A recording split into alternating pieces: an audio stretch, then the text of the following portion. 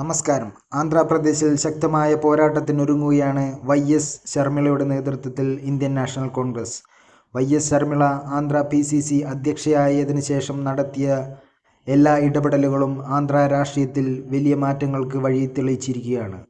ആന്ധ്രാപ്രദേശിൽ PCC അധ്യക്ഷയായ ശേഷം YS Sharmila നടത്തുന്ന ജനസംവാദ യാത്ര വലിയ ജനസദസ്സുകളുടെ സാന്നിധ്യത്തിൽ മുന്നോട്ട് പോവുകയാണ്. ആന്ധ്രാപ്രദേശിലെ മുഴുവൻ ജില്ലകളിലെയും കോൺഗ്രസിൻ്റെ ജില്ലാ നേതാക്കൾ മുതൽ പ്രാദേശിക തലത്തിലെ ബൂത്ത് നേതാക്കൾ വരെയുള്ളവരെ നേരിട്ട് കണ്ട് സംവദിച്ചുകൊണ്ട് പാർട്ടിയെ പുനരുജ്ജീവിപ്പിക്കാനുള്ള പ്രവർത്തനങ്ങളുമായി മുന്നോട്ട് പോവുകയാണ് YS ശർമിള.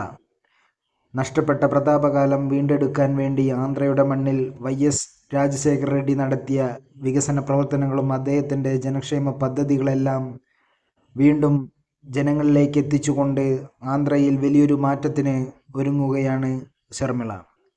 YS രാജശേഖർ റെഡ്ഡി നടപ്പിലാക്കിയ എല്ലാ ജനക്ഷേമ പദ്ധതികളെയും ഉയർത്തിക്കാട്ടിക്കൊണ്ട് വരുന്ന ലോക്സഭാ തെരഞ്ഞെടുപ്പിലും അതിനൊപ്പം നടക്കുന്ന ആന്ധ്ര നിയമസഭാ തെരഞ്ഞെടുപ്പിലും ശക്തമായ പോരാട്ടത്തിനൊരുങ്ങുകയാണ് YS ശർമിള. ജഗൻമോഹൻ റെഡ്ഡിയുടെ അഴിമതി സർക്കാരിനെതിരെയുള്ള പോരാട്ടങ്ങളും YS ശർമിള തുടങ്ങി വയ്ക്കുകയാണ്.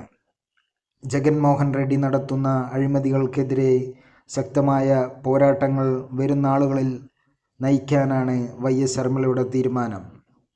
ആന്ധ്രാപ്രദേശ് രാഷ്ട്രീയത്തിൽ വ്യക്തമായി ചുവടുറപ്പിക്കുകയാണ് YS ശർമിളയും കോൺഗ്രസും. വരുന്ന തെരഞ്ഞെടുപ്പുകളിലെല്ലാം YS ശർമിളയുടെ നേതൃപദവി കോൺഗ്രസിന് വലിയ രീതിയിലുള്ള ഗുണം ചെയ്യുമെന്നാണ് ആന്ധ്രയിൽ നിന്നുള്ള രാഷ്ട്രീയ വിദഗ്ധരും അഭിപ്രായപ്പെടുന്നത്. YS ശർമിളയുടെ കോൺഗ്രസിൻ്റെ നേതൃപദവിയിലെത്തിയതിനു ശേഷം ആന്ധ്രാപ്രദേശിൽ വലിയ രീതിയിലുള്ള ഉണർവാണ് കോൺഗ്രസിന് ലഭിച്ചിട്ടുള്ളത്.